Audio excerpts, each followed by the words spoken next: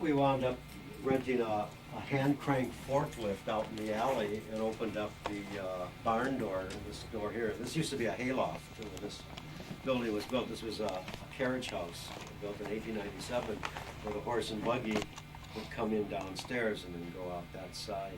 And up here was the hay for the horses. And so this is a barn door here. This swung open and there was a winch there to pull up the bales of hay. And that's how we got a lot of the equipment in here. Yeah, that's a door that opens up. But you've been here for several years, haven't you? About 25. Well, this is Harley Toberman, aka Toby from Toby's Tunes. Toby, what do you have to show us here today? Basically, we've been working with Pro Tools. We've been talking a little about music and media. And so I thought it would be a good time to bring people up here. Hopefully they'll start running the Big Tuesday ad again like they have for the last couple of years, and so they can see how that was put together. And by the way, what we see over here on basically the west wall is all of Toby's library CDs. All right? We got a couple of them. How much would you say you've spent? Well, a lot of these libraries, see, they don't sell you the CDs outright. You actually lease them from the company. And some of them send you the CDs for free, and some of them you pay 15, 20 bucks a CD to lease it, but you really don't own it, and you have to send it back to them once your contract expires. On top of that, you have to fill out and pay for every piece of music you sell to some other production. Okay. So there's a license. So if somebody comes over for a piece of music for a TV commercial, it'll cost them, if it's a national spot, it'll cost them $300 to clear the music. And so we find a piece, fill out a license, send the money to the publisher, and they split it with the writer, and that's how it works. So everything has to be paid. Now the difference between using library music and using the music from the record store is that to use a piece of music from a popular piece from the radio or from the record store, you have to get permission from the publisher to use the music. You have to get permission from the writer to use it, depending on who owns the copyright. Sometimes it's the writer, sometimes it's the publisher. Then, so that's one entity of the copyright law. The other is you have to get permission from the record company who recorded that song. So if you see a song on TV and it's Beatles cut, well, you have to get permission from the owner of the music. Unfortunately, Lennon and McCartney made a bad mistake 20 years ago and sold their publishing company, which was called Northern Songs. They sold it to Michael Jackson. So he owns all of their songs. So sometimes you'll see a Beatles song on commercial, which is sort of sacrilegious to some people. And they say, well, how could they have done that? Well, they really lost the rights to their own music by selling it to Michael Jackson, who subsequently sold it to a company called Zamba, which owns, it's like a big conglomerate of music publishing companies, the Zamba Group. So they own the rights to all that music. So you have to clear the music with the publisher and the writer and with the record company who owns the recording of that song. So it could cost mega thousands of dollars. I suppose to use a Beatles song might cost $200,000 to use it in a 30-second spot, which is only good for 13 weeks. And then if you want to renew it another 13 weeks, then it's another negotiation. So it can be real expensive to use music from the stores. Generally, it could cost anywhere between $60,000 and up to use a popular piece of music in a commercial. So as an alternative to that, people could either hire somebody to write a piece of music, which could cost whatever, or they could go to a stock music library where the music's already written. It's a fixed price on the cost of clearance. So we know, oh, okay, $300, and we know that's what it's going to cost. We don't have to negotiate with anybody. So that's the advantage of production music libraries, is that it's already done, as opposed to hiring a writer and finding out after spending $10,000 on the session, well, I guess we really don't like this piece of music. Well, then what do? You hire a new writer, throw out the 10 grand, you've already lost it. So the advantage of having production music is you know what it's going to sound like. Plus, it's quicker. It's there already. You don't have to wait for it. If you have a quick turnaround, boom, you got That's your right. tracks. And frankly, it's excellent music. It really It's is. as good as anything you hear on the radio. Some of it's even better. Some of it's anticipating trends. I think there's some rap jazz music in this stuff that never even evolved here yet. It's just combinations of Where's most of it recorded, Toby? Well, most of it's recorded in Europe, and the reason being, in the early music libraries back in the 60s and 70s, they had to record in Europe because the United States unions in this country forbid anybody to buy out a union member.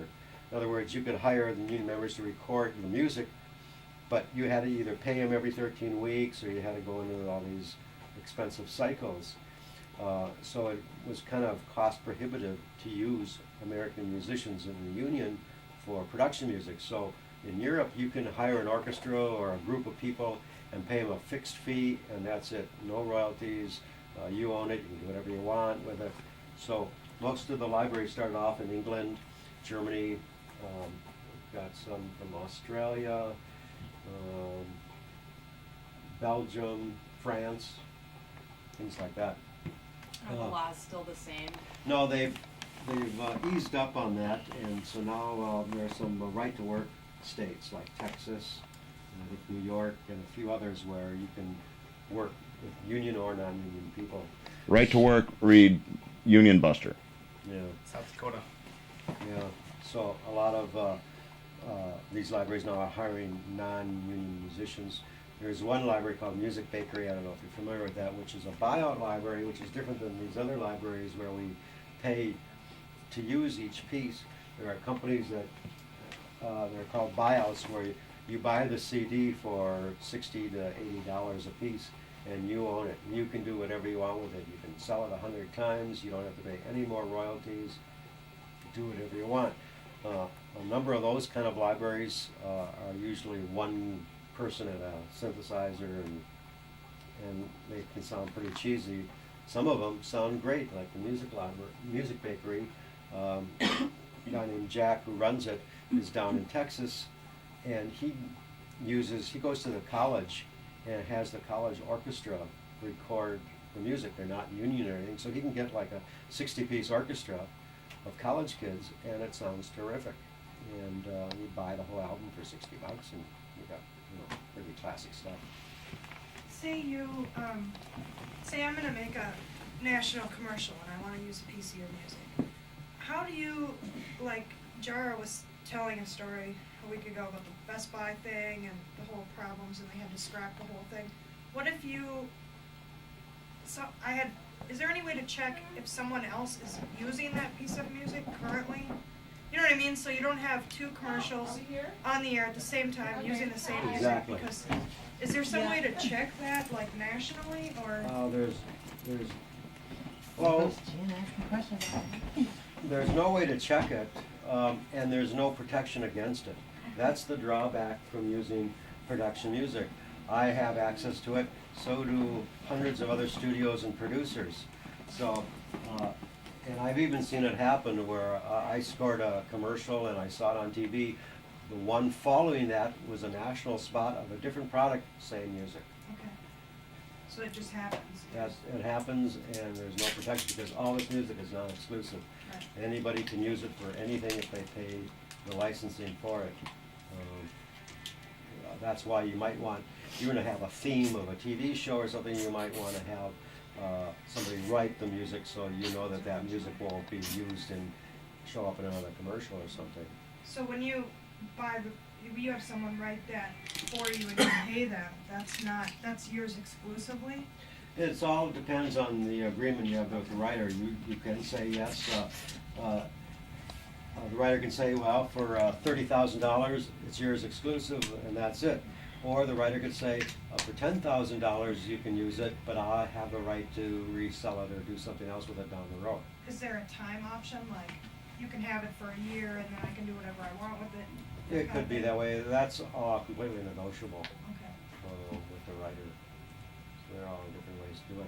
Sometimes writers will do a theme song and sell it to a client, and then they'll pull out the main theme, like pull out the trumpet lead or something, and then sell the music as like a bed without that melody line to somebody else. So there are different ways they do that.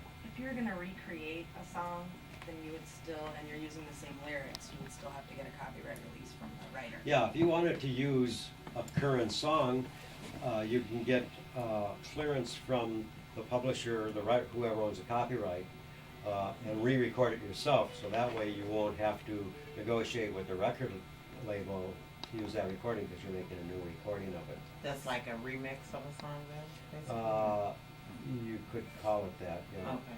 Let's say you cut out one, I mean, even if you cut out one verse, you're still gonna be liable to the writer. Oh yeah. You know, there's this theory about, well, if I only use like 2 bars of the song, I can still use it, but that's not true. If you use 2 notes of the song, How much do you think? I'll name that tune in 2 notes. yeah, Maybe that's gonna cost you a lot less, but it's still gonna be quite a bit depending on the song. it's all right? negotiable because there's no fixed fees on that sort of thing. And that's what's happened with all the music of today. There's so many samples of other songs and music today that is constant messing around as to who owns what and clearance rights. A lot of people there have been some records out that they never got clearances for, so they're getting sued up the butt. You know. Yes, sir. How do you get license to use? How do you get the license and the copyrights to use the song? To use a popular song? Sure, yeah, or just any song that you're going to take from, a TV show or. Yeah, you have to contact the copyright owner, which is either the publisher and or the writer. And there are agencies that do that, Yeah. Rashad. Like the Harry Fox agency. Yeah, yeah. We went to the website. Did we do that in class yesterday? I can't remember. You mentioned it before. Yeah, Harry Fox is like a clearinghouse for everything. So instead of trying to deal with each individual publisher, you can just go to Harry Fox and they'll do all the negotiating for you. And then they'll charge you a fee, of course. Sure. Do you know how much of a fee they charge you? As much as they can get, Rashad. Yeah. That's probably a percentage of whatever it turns out to be. I wonder, do they offer if you're doing just a student work? Will they work Oh, with yeah. you as far as that goes? Yeah, sometimes they will. Sometimes they'll give, if you say you're doing an environmental public service spot or something like that, and there's no budget, we'd like to know if we could use that. I don't know, if you contact, like this John Denver or something, you could, sure, I'll do that, and they'll give it to you. Others will say, it'll cost you too much, and others will say, no, not at all. So, But it's worth a shot. yeah, everything's negotiable as far as all that goes. The copyright law is made up of actually 4 different sections.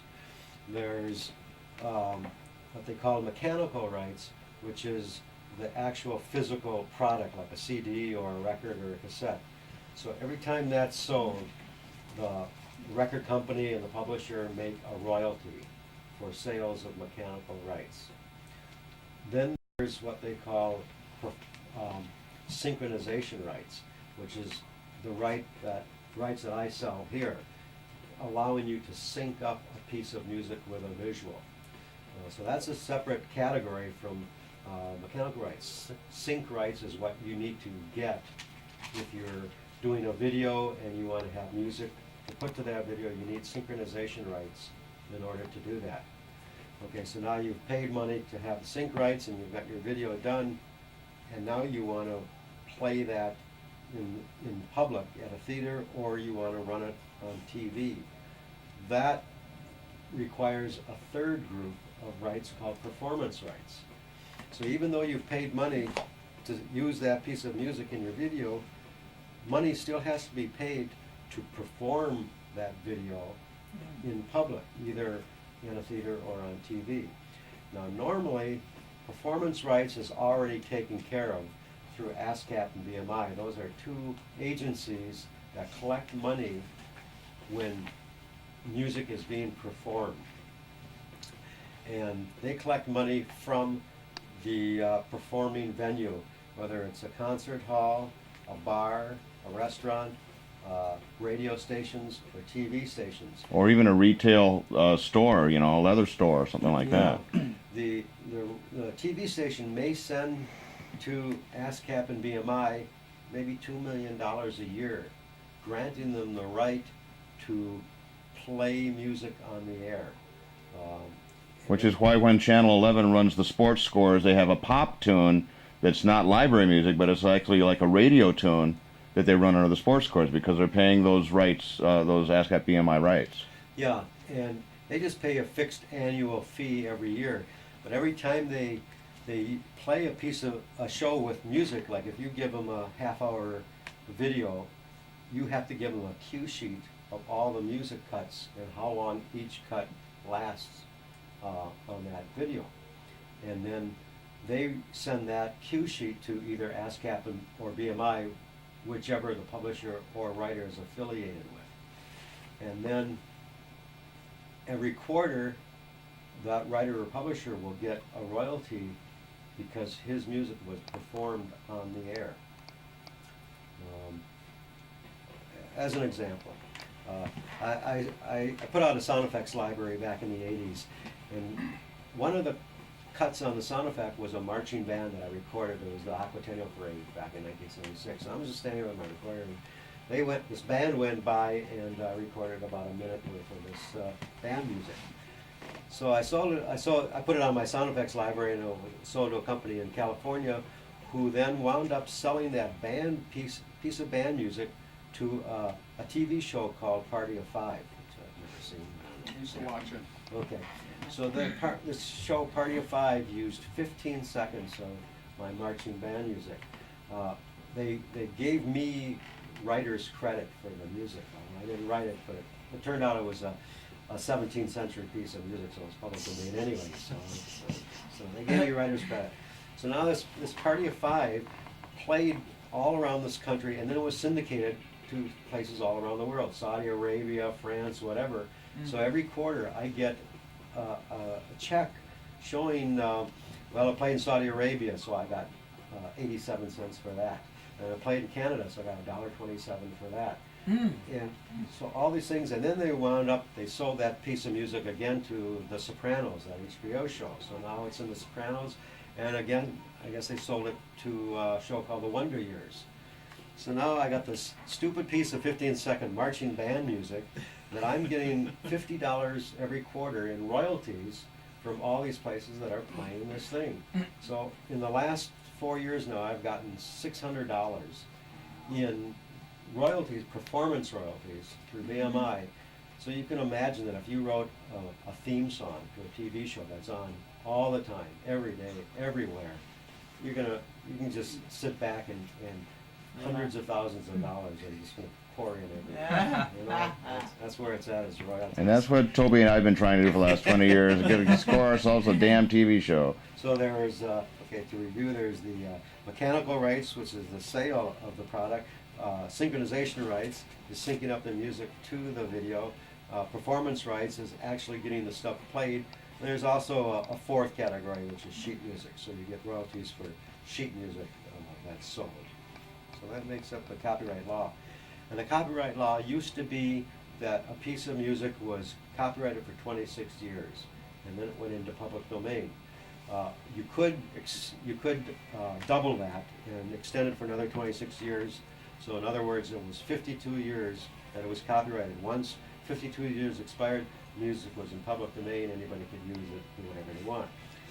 Okay, so about 10 years ago, they changed that law, and they made it so that the copyright of the music, or the movie or the book for that matter, lasts 50 years after the death of the composer or the writer. So where one piece used to be 56 years only in copyright, now it could be over 100 years in copyright before it became public domain. So what if it's a band and not an individual writer that has their particular band music copyrighted? Well, copyright is the song. It's not the group performing it.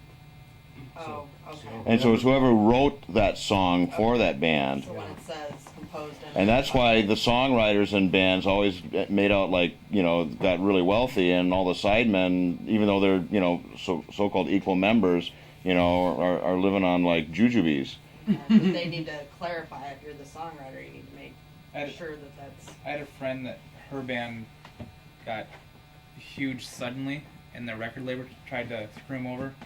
And so they went to a copyright lawyer, and they had to go back through their songs, and each person in the band had to declare which part they wrote, which song they wrote, and they couldn't really say, I wrote this one song. It's like, we wrote this song, so they had to go through and figure it all out. And there were certain members of the band that kind of were like, no, I wrote that song. So they each It get a almost- percentage, so. yeah, they it know almost they- like destroyed the band because they couldn't. Sure, this is one of the figure it big out. reasons bands break up, because there's an inequity there. And on the other hand, people like Gregg and myself and Lennon and John Lennon and Paul McCartney, although we shouldn't compare ourselves to them. No, I think that's probably a stretch, Joel. all the Beatles songs were always written by Lennon and McCartney, pretty much, and that wasn't necessarily the case. Sometimes Lennon wrote the song, sometimes McCartney wrote it, sometimes they did it together. But no, they said no matter what happens, we're just going to always give 50-50 on every song because we're the right team. And Gregg and I, sometimes he writes a song, sometimes I do, sometimes we collaborate. It would be very confusing to decide just who wrote what part. Well, I wrote bars 7 through 10, and it gets too Plus, we can't confusing. remember. We're getting so old now. That's- It just ain't gonna happen. So what happens over here is the business I provide, the service I provide is music. You can always go to a website, to some library, and find what they offer, but I offer over 70 different libraries. So if somebody wants a certain kind of music, I can kind of pull the best out of all the libraries and give you what you want rather than being confined to one or two libraries. And so that's the service I provide. Working on a TV commercial, the agency will come in here with a script. The narrator will go into the booth. He'll record the script, bring it back out here, and then we'll say, okay, we need music and or sound effects. And we'll go in the library, try to find what fits, cut the music to a specific length, and then do a mix and send it over to the video house to lay it into the picture. Generally how it goes. And I got a spot here I can show you the elements that we went to produce it. Before we get into that, tell us a little about just the hardware systems and the software systems that you use to do this, Toby. Well, basically, I have a mixing board here, which I bought about 15 years ago. This is pretty much obsolete. It's really here for looks and nothing else because everything gets mixed in the computer now. It's a whole digital. I use Pro Tools, which I guess you know about. Pro Tools has a mixer built into it, and when you move these sliders, you're actually writing the movements in the program, so it's all automated sources. So this booth, which you could go into, is sitting on a bed of rubber, and it's built with staggered studs so that the inside wall is on separate studs than the outside wall. And that means that any noise coming in, the noise sneaks in through vibrations. So it'll hit the outside wall, and since they're not attached to the same studs as the inside wall, it minimizes sound leakage. It's also got lead lined up on the seams, and it's all padded with sonics inside. Would they do that type of design in a studio or something, or? Yeah. Okay. Yeah, and so that's one thing, is to have a floating room. The other is not to have parallel walls, because if you have parallel walls, then the sound bounces back and forth, and it causes echoes and time delays and everything like that. So having slanted walls like this, there isn't really anything bouncing back and forth. Exactly, it bounces from there to someplace else. So. Okay, we're going to show you a little 30-second TV spot that we did here. You may have seen it on TV. It's Star Tribune. It's called Big Tuesday. And turn on some video here. Oh, watch out now. We are going The to bar light is lit. So this is the monolith. Nice. Did you get that custom made or? No, this was actually a commercial product. But that was expensive when you got it, huh? It was one of the first of its kind. This is- Zenith did a survey back, and I've had this for, gosh, 15, 16 years now. Yeah, quite a while. And they said, the American housewife does not want to see a big screen in their living room, so they invented the pop top. Yeah. And didn't sell very well, and then they gave up on it. But it was just what I needed in here. The quality isn't really great, but I'm not into video editing and stuff. It's just, I just use it for reference for sound. So everybody in the room can actually see the picture and see what's going on with it. Because frequently we have like a producer sitting in this chair here. There's the chair, Nate. Toby works over here at the computer station, and then we have like all these other chairs. It's not typically full of students. It's typically full of clients and other people. You know, big mucky muck cigars. You know, chomping, suit wearing types that you know all want to get their 2 cents worth in. Okay. And so it helps to have that video screen be big enough that everybody even in the back of the studio can see it. So the assignment was to bring in the narrator, record the voice, and a couple of sound effects, and that's all that they said they wanted to do. So this is the spot here, and the narrator started talking. Big. Really big. And so you basically Star Tribune Big Tuesday presented by Rainbow Foods. It's your chance to win big prizes, and lots of them. To enter, pick up the Star Tribune newspaper this Tuesday. Star Tribune, it's where you live. So basically, they just brought in the animation, right? Yeah. And you recorded all the sound here. Right. So with that video driver back there, by this, space bar activating the audio, it syncs it up automatically with the video. So you can control the video, and everything is synced up right from Well, here. they gave me the video. I loaded it in as a QuickTime movie. Oh, okay. And I put in the time code, burned it in into the video, so it's right where it is. So when I see that number there, I can slide my sound to match. Oh, that's what you did. my Okay. timeline. So okay, so we got the voice, and we needed the sound of the balloon being blown up. So we got some balloons and gave it to the narrator in there, and he went and blew this stuff up.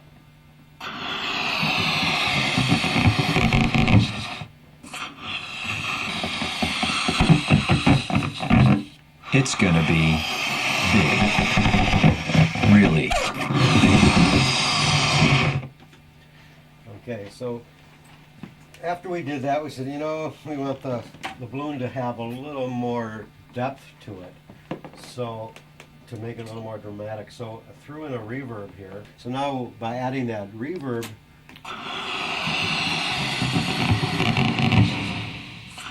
gives you Okay. a more dramatic. It's gonna be big. Really big. Okay, so we've got that done. And then we said, of course, we need an explosion when this thing blows up. So found an explosion, laid that down here in stereo.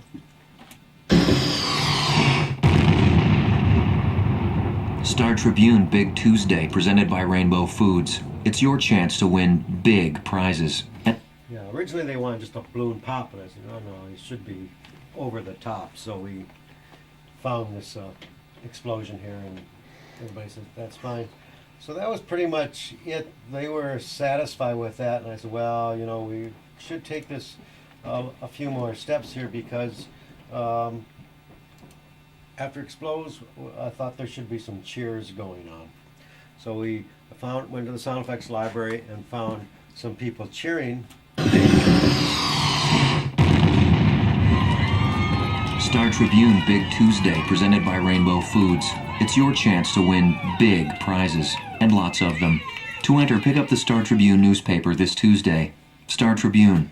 So they liked that. They said, okay. But that was your input. That wasn't in the script or anything, right? No, yeah, exactly. But it kind of adds to the money floating around, like people are Yeah. Celebrating. So they were happy with that, and that was it. And of course, I like to sell music here. That's where I make some money. And I said, this really needs some music, so something cheerful when the thing explodes. So I talked him into a piece of music, and we finally added that.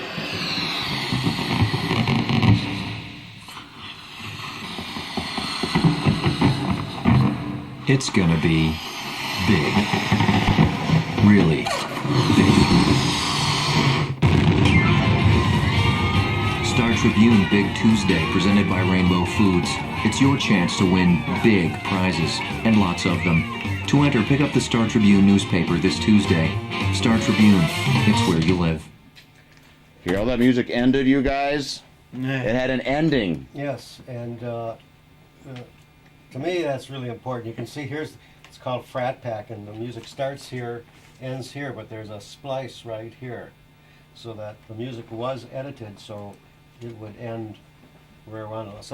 Some lazy video editors, they just arbitrarily fade the music out at the end, or they'll sync it to the end and then they'll fade it in arbitrarily at the beginning. Yeah, lazy video editor, you're being redundant now. I think music should always be cut. So when you go from one scene to another, sometimes they'll just arbitrarily do a cross segue between two pieces of music. But when you're at the end of a thought, you want the music dun dun dun dun dun dun dun dun, and start a new piece, a new mood. So music should end at the end. When it's all said and done, it's a more cohesive production. And sound is so important. It's not as apparent. People don't analyze, this works because that music was blah blah. It's really more subconscious. When the music works, everything fits together. And sometimes I've seen movies at the theater that would have been so much better, but they really used the wrong music in the movie. And music tells you how to interpret a spot. I had an agency come in with like 8 people, and it was a chicken. What was it? Plump chicken? What was it called? Plump chicken. Rubber chicken, or It was a Golden plum. golden plum Yeah. chicken. And they're sitting there plucking off all the feathers. And they said, well, we need some music for that. Chicken plucking music. And so I said, okay, well, then some of the things that come to mind is banjo, country music, or, everybody had all their different ideas, and each one, if it was like a classical piece, like a waltz, you would interpret it a different way. So the music tells you how to interpret the spot, whether it's funny or sad or whatever. You could have something sad and have funny music, and you'll look at the scene and laugh when you really shouldn't. So it's very important to get the right piece of music. What we ultimately did with the Golden Plum Chicken was that after 3 hours of 6 agency people scratching their heads, can't figure out which to do, I went to the library and came out with a piece of stripper music. And da-da-da-da-da-da, and it was perfect. It worked. They bought it, and it ran on the air and won an award. And I think it won the award because that stripper music was just the perfect piece for pulling off all these feathers.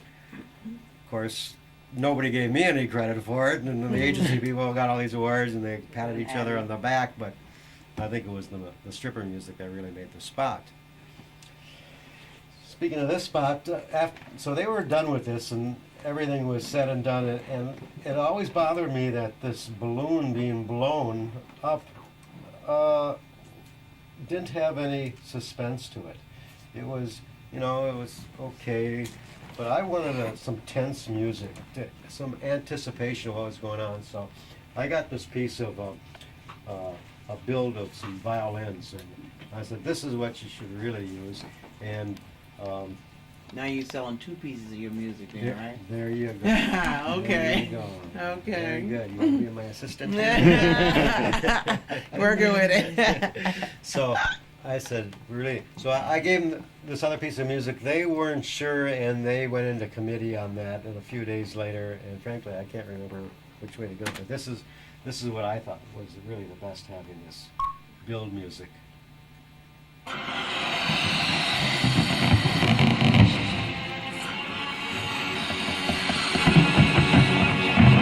It's It's gonna be big. Really big. Star Tribune Big Tuesday, presented by Rainbow Food. So, do I thought. So those are the different elements. Point to which track is which here on Pro Tools, okay? Okay, we've got the narration, which is up here. Which is the top one? Voice. And then we have the explosion, which is this stereo left and right here. The explosion, and these are the cheers left and right of the group cheering. And then down here we have stereo tracks of the music, the string build here, and then the happy music at the end, edited to the spot. And when you watch the mix, you can see that. Star Tribune. So once we do the mix, it's always there. You know, instead of with this old-fashioned board here, we'd have to do it. And they say, "Oh, the trumpet wasn't loud enough." So that means you have to do everything all over again and boost that trumpet. And that was okay. The trumpet was right, but then you didn't boost. Okay, we're gonna start over again. And this But is those how it were all was. billable hours back then. They were. Yes, now we do things faster, better, and cheaper, and get done sooner and make less money by spending more to buy the stuff to do it. So it kind of works against itself. In this mix here, you saw that we have inserts, and in the explosion I had the reverb. In the voice track I had a couple of things. We have a limiter compressor so that it balances out the voice. The voice could be this low and this high, and No, when you're talking low and high, you're talking what? volume. Okay. And if you're just listening to the voice in a quiet room and he's speaking low and then he's speaking loud, you could hear it. But mixed in with music and sound effects, and especially going over broadcast, some of that will get lost. So the idea is to compress it a little bit and bring up the low volume and bring down the high volume so his level is more even than going up and down. So you reduce that dynamic range. And when you watch the compressor here, as soon as we get to the voice, this bar here shows how much it's compressing, 6 to 7 dB, bringing down the top part. So Star Tribune Big Tuesday, presented by Rainbow Foods. It's your chance. So that way the voice punches through, because some of his words, if they fall below a certain level, they'll get lost with the sound effects and music. And it's very important because actually if you don't do it in the studio, they do it at the TV station. All TV and radio stations, they just compress the hell out of everything. They want to have the loudest, strongest signal all the time. So if you could set up a VU meter on your CD player or something, you'll notice that if you had a needle, a song will be just going back and forth between loud and soft levels of the song. If you heard that same song on the radio and hooked your VU meter up to the radio, that needle is going to be like this. It's just going to stay completely steady. It's just boosting up everything low and squishing everything loud so that everything is just compressed.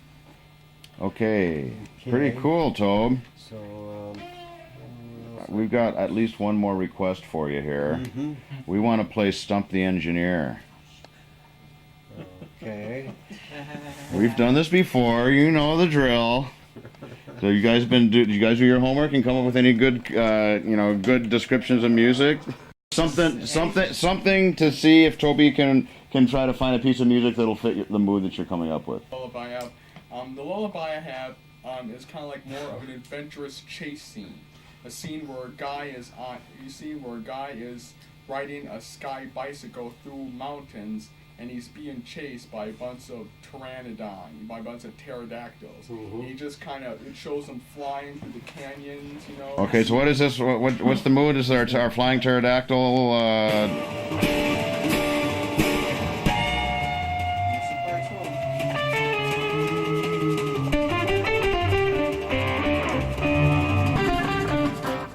Thing about picking music like this all the time is that listening to music out of context can be a real tough thing. If you had the visual of what we were looking for music when we were watching the visual, we would know right away if this is working or not. We'd say, wow, that's perfect, you know, or it doesn't make it. So the visual is very important. Many times I'll have agencies call up and they say, well, we want a chase scene or something like that. Well, we don't have any picture to show you, so just send us something. So I send them a bunch of stuff, and they're just listening to it like this, and they don't see any pictures, so let's say, no, it doesn't work. But if they had the picture and could watch it with the picture, it could give them a whole different idea. Okay, so that's why it's a good thing to finish like the video shoot or filming the scene, then okay. Yeah, it's always good to have the picture done before you put the music to it, so you know if it's going to work or not. Some people, they come over here and they say, well, we want something like that, and well, let me see the picture. Well, we haven't shot it yet. Well, why are you looking for music now if you haven't shot it yet? You want to shoot it first, then look for the music so you can see how it's going to work. See, the other question you should ask, Oh, no, it's, aside from the mood, is the kind of orchestration. Because what I was playing there was like some guitar or drum type of chase things. But maybe with what you described, you want something more orchestral. Something maybe more like this.